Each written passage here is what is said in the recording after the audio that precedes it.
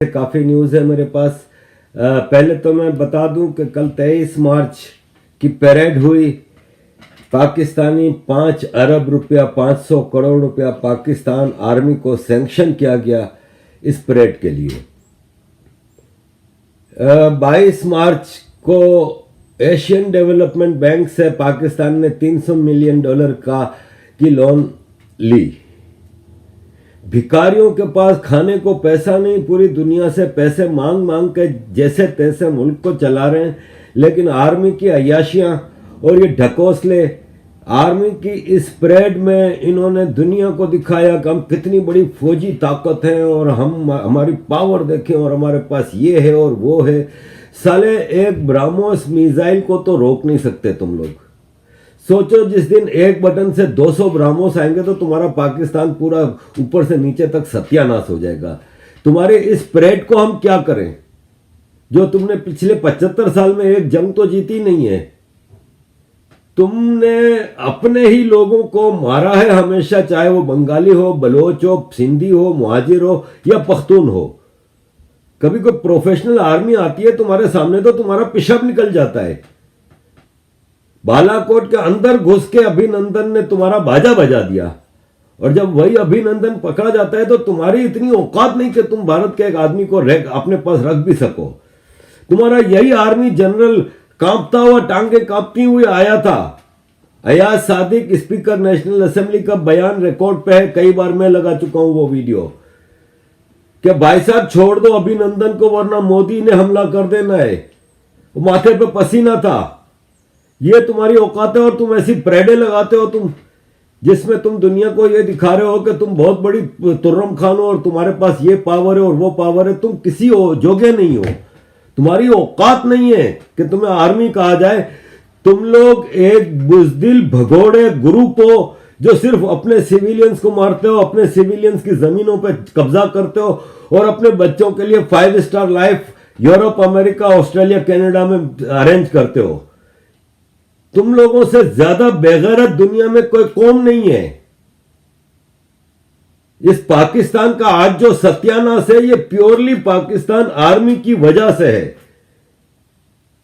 23 मार्च की परेड करके दुनिया को हमने पैगाम दिया कि हम कितनी बड़ी ताकत है। अबे दुनिया को पता है कि तुम लोगों की औकात क्या है।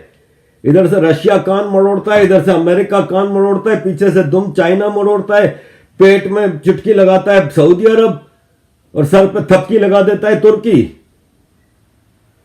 आजाद कौम है और आजाद फॉरेन पॉलिसी। अबे टके की तुम्हारी आजाद पॉलिसी नहीं है। दुनिया में मुसलमानों पर सबसे ज्यादा अत्याचार चाइना करता है और तुम ओआईसी के इजलास में चाइना को बुला के बिठाते हो। चाइना का फॉरेन मिनिस्टर कहता है हमने मुस्लिम कंट्रीज में $400 बिलियन की इन्वेस्टमेंट की है।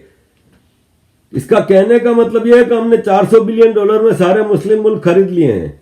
यह है खाली पाकिस्तान नहीं, सारे मुसलमान मुल्कों की औकात। इस पेंडेमिक ने तुम लोगों की पोलें खोल दी कि 56 मुल्क हैं हमारे। ओआईसी इमरान खान कहता है 1.5 अरब से ज्यादा हम लोग हैं, लेकिन हमारे कोई सुनता नहीं। अबे तुम्हारी सुनेगा कैसे? ये 1.5 अरब मुसलमान लोगों में से किसी ने एक ने वैक्सीन इजाद की?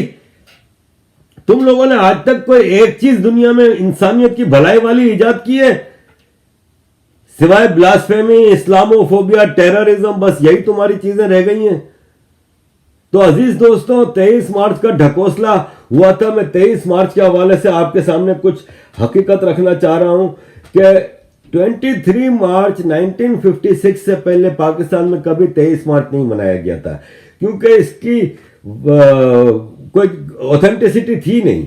लेकिन पाकिस्तान का पहला कॉन्स्टिट्यूशन फरवरी की एंड 1956 में पास हुआ और 2 मार्च 1956 को रेजोल्यूशन पास हुआ कि 23 मार्च 1956 से हर साल 23 मार्च को रिपब्लिक डे मनाया जाएगा, क्योंकि पाकिस्तान का कॉन्स्टिट्यूशन उस दिन से लागू होगा।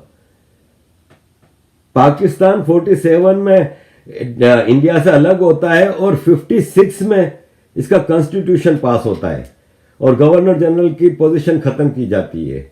तो रिपब्लिक डे के तौर पे 23 मार्च को मनाने का ऐलान हुआ था और 23 मार्च 1956, 23 मार्च 1957 ये रिपब्लिक डे के तौर पे मनाया गया, लेकिन 58 में अयूब खान मार्शल लॉ लेके आ गया। तो अब अयूब खान एक मिलिट्री डिक्टेटर कैसे रिपब्लिक डे मनाता था? कि उसने तो वो कॉन्स्टिट्यूशन ही एब्रोगेट कर दिया था। तो उसने इसको पाकिस्तान डे के तौर पे, कि पाकिस्तान रेजोल्यूशन पास हुआ था लाहौर में 1940 में, जबकि 1940 22 मार्च को लाहौर में मुस्लिम लीग के, ऑल इंडिया मुस्लिम लीग के इजलास में ये रेजोल्यूशन पेश किया गया था कि इंडिया के नॉर्थ वेस्ट में जो मुस्लिम मेजोरिटी इलाके हैं उसमें आजाद रियासतें, आजाद मुल्क बनाए जाएंगे। और ये रेजोल्यूशन 24 मार्च को अडॉप्ट हुआ था। लेकिन पाकिस्तान में हिस्ट्री को हमेशा से डिस्टॉर्ट किया गया है। जैसे कि आप मुझे ये बताएं कि आज मैं एक केक के 2 टुकड़े करता हूं, तो ये कैसा हो सकता है कि एक टुकड़ा कहे कि मैं 14 अगस्त को अलग हुआ और एक कहे मैं 15 अगस्त को अलग हुआ? जब ब्रिटिश रिकॉर्ड मौजूद है कि 15 अगस्त रात के 12 बजे 15 अगस्त को यह ऐलान हुआ कि आज से इंडिया एक आजाद देश है, पाकिस्तान एक आजाद देश है। तो फिर पाकिस्तान 14 अगस्त मनाता है सिर्फ इसलिए कि वो इंडिया वाले दिन ना मनाए। ये अपनी हिस्ट्री को करेक्ट नहीं पेश कर सकते। इसी तरह इन्होंने एक नया 23 मार्च का ड्रामा इसलिए लगाया कि अयूब खान का मार्शल लॉ था। अजीज दोस्तों, इस पे पहले भी मैं बहुत कुछ बता चुका हूं, लेकिन मैंने कहा कि वापस एक करेक्शन आपके सामने रख दूं।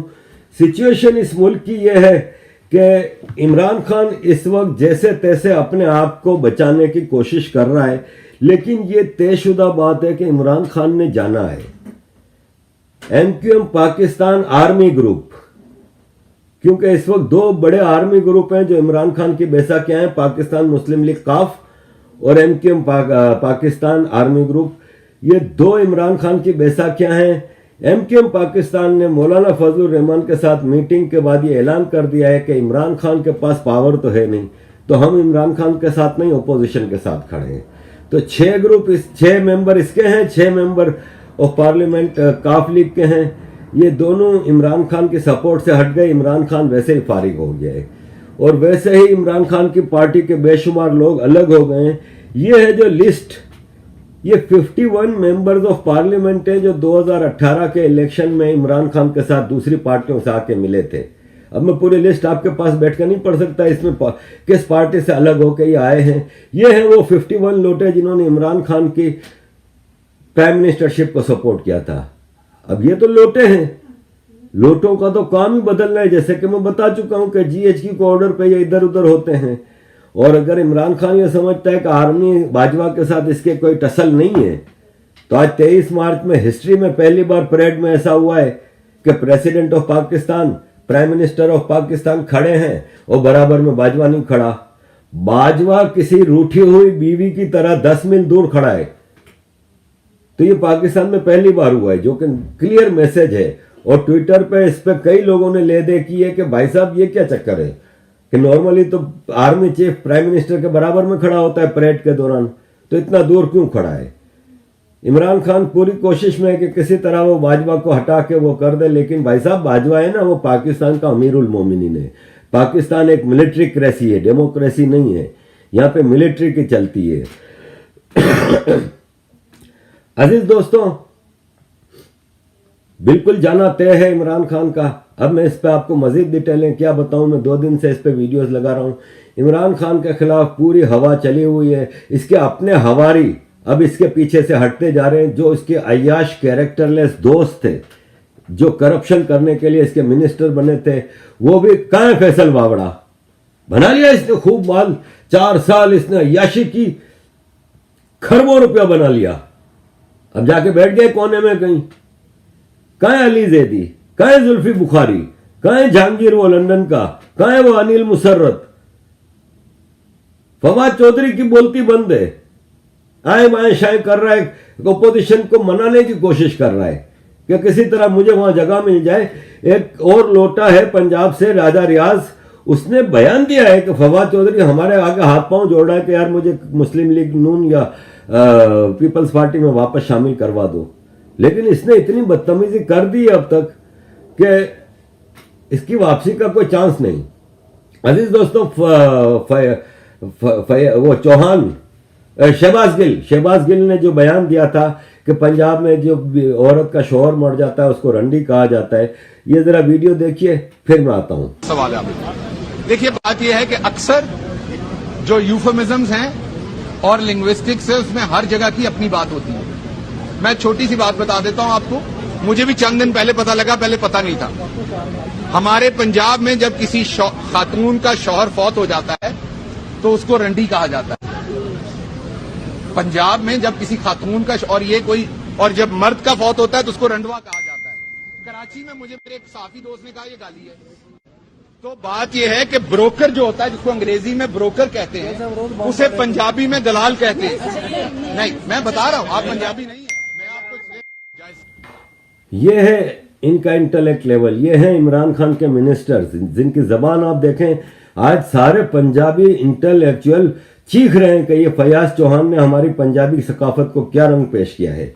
इमरान खान की सुने, ओआईसी के इजलास मुसलमानों के मुल्क का हो रहा है, कह रहा है कि amaze that this sex crimes, child abuse, rape fastest growing crime इन पाकिस्तान, खुद एक्सेप्ट कर रहा है इसके दौर में ये हो रहा है। और कहता है कि obscene content on social media leads to divorce, इसकी अपनी 2 डिवोर्स हो चुकी हैं, तीसरी तैयार पड़ी है। इसकी आप क्या बात सुनेंगे? अजीज दोस्तों, भारत से दोस्ती की बात कर रहा है, अब ये भारत की तारीफें कर रहा है ताकि अब इसको पता है जाना जाना ठहरा है, तो शायद भारत मेरे लिए कुछ अच्छे अल्फाज बोलेगा। इसी तरह बाजवा भी इस वक्त भारत की तारीफें में लगा हुआ है, लेकिन भारत आई एम श्योर के झांसे में नहीं आएगा, ये पाकिस्तान का झांसा है। एक और जो डेवलपमेंट हुई है कि ओआईसी की मीटिंग में तुर्की के फॉरेन मिनिस्टर ने अपनी स्पीच में चाइना के ह्यूमन राइट्स रिकॉर्ड के ऊपर बड़ी कड़ी तनकीद की है, बहुत क्रिटिसाइज किया है चाइना के ह्यूमन राइट्स रिकॉर्ड को, खास तौर पे उगर मुस्लिम्स के हवाले से। और चाइनीज फॉरेन मिनिस्टर वहाँ बैठा था। ये पाकिस्तान के लिए एक बहुत ज़बरदस्त एम्बेरसमेंट थी। अजीज दोस्तों, आखिर में मैं एक और पॉइंट आपके सामने रखना चाहूँगा कि भारत में एक लड़की हिजाब पहन के स्कूटी पे बैठ के आती है, मुस्कान, अल्लाह अकबर के नारे लगाती है और इसको कोई हाथ तक नहीं लगाता, वो चली जाती है। लेकिन पूरा पाकिस्तान इसके लिए खड़ा हो गया था, हमारी बहादुर बेटी, हमारी बहादुर बेटी। भारत में माइनॉरिटीज़ के खिलाफ ये हो रहा है, वो हो रहा है।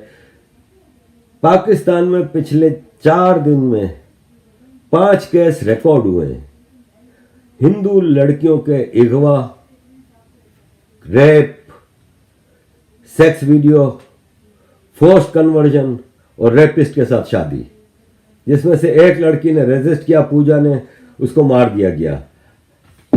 4 लड़कियों को अगवा करके जबरदस्ती शादी की गई है। अनीता मेघवार और इस तरह कई हैं जिनको जबरदस्ती, और पाकिस्तानी कौम बेगैरत है। मैं खुले अल्फाज में कह रहा हूं कि मुस्कान का झूठा पॉलिटिकल एक इशू था जो इंडिया के कुछ कम्युनल लीडर्स ने बनाया था यूपी इलेक्शन के चक्कर में। उसके लिए 25 करोड़ पाकिस्तानी खड़े हो गए थे। लेकिन आज पाकिस्तान की अपनी हिंदू बेटियां जो पाकिस्तानी नेशनल है, हजारों साल से उधर रहती हैं, उनके साथ ये इंसानियत सोच सलूक हो रहा है और ये खामोश बैठे हैं, एक आवाज़ उनके लिए नहीं उठ रही। अजीज दोस्तों, आखिरी में आपको मैं भारत के हवाले से एक खबर दूंगा कि शबा नकवी ने कहा है कि मुस्लिम ट्रेडर्स को मंदिरों में कर्नाटका की गवर्नमेंट ने स्टॉल लगाने की इजाज़त नहीं दी। जो फेस्टिवल हो रहा है हिंदुओं का, उसमें मंदिरों में मुसलमानों को स्टॉल लगाने की इजाज़त नहीं दी। उस पर शबा नकवी बेवाओं की तरह मातम कर रही है। मैं शबा नकवी से पूछता हूं कि क्या ईद के दिन जामा मस्जिद के अंदर हिंदुओं को स्टॉल लगाने की इजाजत दोगी तुम? मतलब ये किस किस्म की कम्युनल हेट स्पीचर्स हैं भारत की मुसलमान कम्युनल लीडर्स, ये राना अयूब और शबा नकवी और अरफा जो कि इस वक्त अमेरिका में हनीमून मना रही है अपना। अपना अटलांटा में बैठ के तस्वीरें लगा रही है, कोई हिजाब नहीं, लेकिन ट्वीट करेगी कि भारत में हिजाब इज माय राइट। ये बेगैरत हैं सारे। ये किसी और देश में होते हैं ना। राना अयूब आजकल रोज लगा रही है कि इंटरनेशनल जर्नलिस्ट, इसको कह रहे हैं कि मोस्ट हरेस्ट जर्नलिस्ट है राना अयूब, और ये और वो बहादुर है। अबे हेट स्पीचर है, नागिन है, जहर उगलती है। दुनिया के किसी देश में ये सबा नकवी, आरफा, राना जैसे लोग होते हैं ना, वो जेलों में होते हैं हेट स्पीच के तौर पे, इस यूरोप में स्ट्रॉन्ग डेमोक्रेसीज में। लेकिन ये भारत में इनके मजे लगे हुए हैं। तो अजीज दोस्तों, मंदिर में मुसलमानों को स्टॉल ना लगाने पे इनको भारत की डेमोक्रेसी खतरे में नजर आती है, मेजोरिटेरियन खतरे में नजर आता है, ये वो। लेकिन ये क्या आपको मस्जिदों में इसकी इजाजत देंगे?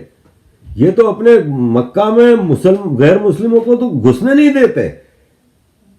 Non Muslims are not allowed to enter Mecca and Medina, और अपने लिए कहते हैं कि मंदिरों में हमें स्टॉल लगाने की इजाजत दो। लानत है तुम लोगों को।